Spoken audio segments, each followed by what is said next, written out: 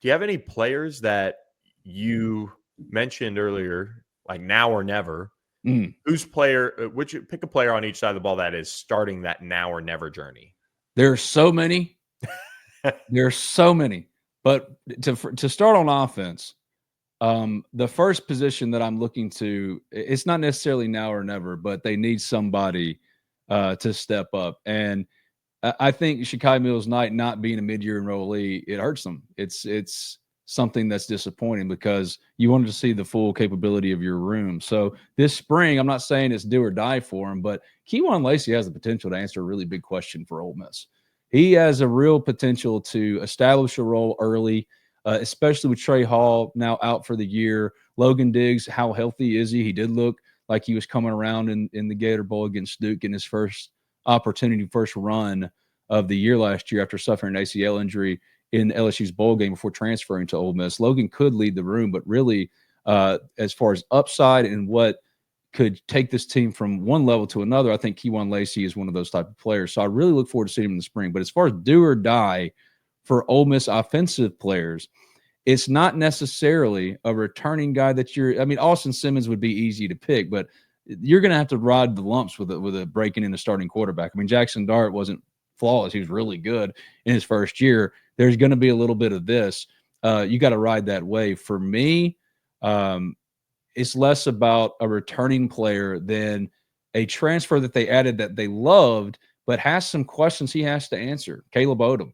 Caleb Odom should have done more for Alabama last year. Caleb Odom is all the talent in the world. He's just like Trey Harris, built just like him. But Ole Miss signed him not to be one of those guys that's just feeling his way out. He needs to be good from jump. He needs to come in and step in and establish a role.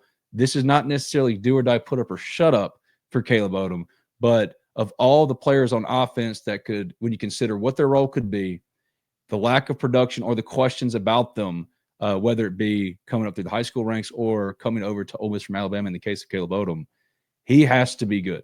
They need him to grab a role and grab it immediately because, again, there was ample opportunity last year for him at Alabama, and why didn't he produce? So I think Caleb Odom will be my offensive guy. Defensive guy, I could go with TJ Banks. I could go with Nick Cole. I could go with Tyler Banks at linebacker. But I'm going to go on the defensive line mainly because I think if Xavier Harris, who was amazing last year, but if he takes another step, if he is that Mount Cody presence in the middle of Ole Miss's defensive line, what it opens up for the rest of them is huge. This is not put up or shut up. He's already put up. My point is that Xavier Harris can go to a whole nother level that transforms this team from competitive to whatever that next level might be. As far as putting up, I got to see TJ Banks. I got to see Chris Graves, the transfer from Miami. Cornerback for me is the question I have. Jalen Braxton, we thought he was signed to replace Trey Amos. I've heard he's playing a lot of safety. Again, that positional versatility. The same with Sage Ryan, Antonio Kite, Washington State cornerback transfer. All of these guys have versatility to play across the defensive secondary, but what their roles are dependent upon guys like TJ Banks, who it's his time. It's his time to step up and play, or a Broomfield, or pick your freshman coming in, a Clardy. There are guys that are returning or that they sign, not the transfer type, that could really help establish what Ole Miss could be just by emerging in the spring. TJ Banks, if he could lock down a cornerback spot, what that would do for filling out the rest of the defensive backfield. Or you could pick a player. It doesn't have to be TJ Banks. It could be Nick Cole at safety, a junior this year. I mean, it's a junior time for Nick Cole. And he got in the Gator Bowl, and they really liked him coming out, and he stayed. It reminds me a lot of Trey Washington. Can he step into Trey Washington's spot and really continue that strong productivity, that strong production? Those are the guys for me. But if you were looking at one position group, Bill, I'm looking at the offensive line. I'm looking at the offensive line. I'm looking at cornerbacks and secondary, obviously, but I'm looking at the offensive line because if Jaden Williams isn't healthy, if Diego Pounds isn't healthy, if Patrick Kutas isn't healthy, there's a lot of questions coming behind them. So that's the whole spring framework. Now I wonder, however, how much we're going to actually learn, because Ole Miss is not going to have a spring game, Bill.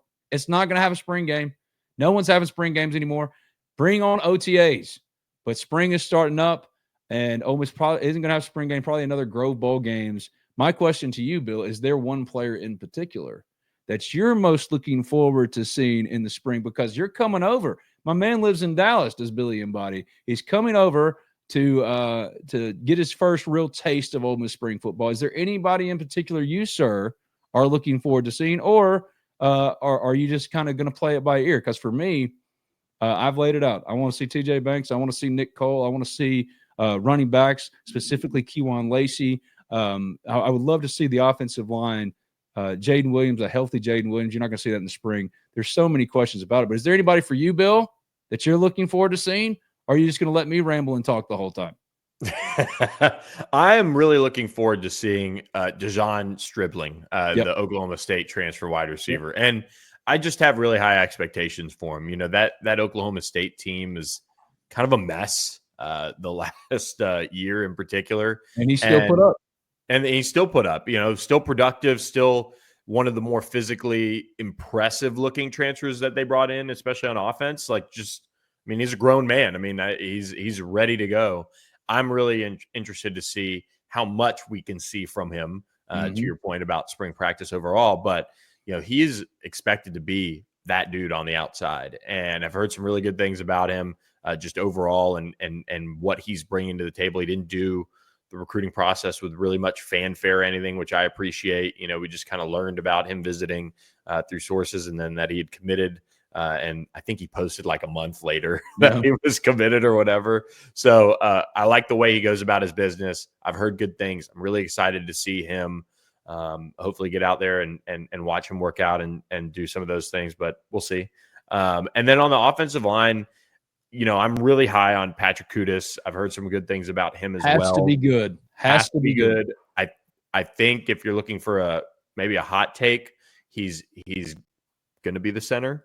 I don't know if that's a hot take or whatever. I think that's a hot take, because I think Bryson Sanders is the center. There's a lot of that, and I think that's one. There we go. There's my put up or shut up guy for the spring for offense. That's not a transfer, because Caleb Odom has to have a good spring. Yeah, there are questions about Caleb Odom. I mean, I love the talent, but what is he? What is he? Bryson Sanders was recruited and signed and developed to be their starting center. Yep. This whole offensive line conversation we've had, that's a perfect encapsulation. Yep. If it's Patrick Kudus instead of Bryson Sanders, that creates another hole. Yep. If they start next year with transfer across the offensive line, I think that would be a failure. Yep. That's my opinion. If Bryson Sanders or whoever it is, Cam East, one of their developmental offensive linemen isn't starting on day one, to me, that's a failure. I'll give you a group on defense since offensive line. I want to watch the linebackers, and in particular, I want to watch the new linebackers, and here's why. So, and this is maybe a flaw to an extent, but numbers generally back up that players from group of 5 or lower levels don't normally keep up their production level at a much higher level of football, like an SEC and a Big Ten. So there's some like data around, if you're all conference at your lower level, the odds of you doing that type of a production at the SEC, Big Ten, you know, type of ACC level are much lower. And maybe that's just, well, no duh, but it's actually like kind of backed up now at this point. So the linebacker room, Ole Miss went Taj Chambers from Missouri State, Andrew Jones from Grambling, highest graded transfer right there, and Jaden Yates from Marshall. On paper, love the versatility, love the difference in body types, love the production from all three players. How they fit in the SEC is probably one of the bigger questions I have for Ole Miss. And this spring, getting a look at them, getting a feel for what sources are saying in terms of how they move around. Funny thing, Bill, you haven't been here all that long, man. But the funny thing is, I've been here way too long.